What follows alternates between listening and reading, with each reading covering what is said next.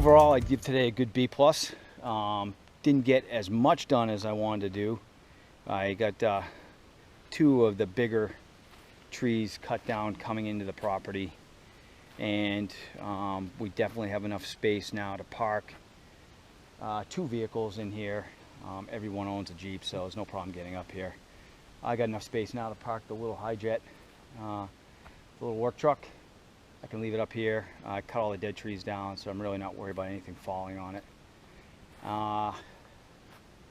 Yeah, pretty much a good day. I mean, spent a lot of the morning tracking down those deer cams and checking out the photos of the moose and stuff.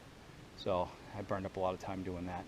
But other than that, that's it for this week. Come back up in a couple weeks. We're gonna start working on getting on that roof and getting some windows in.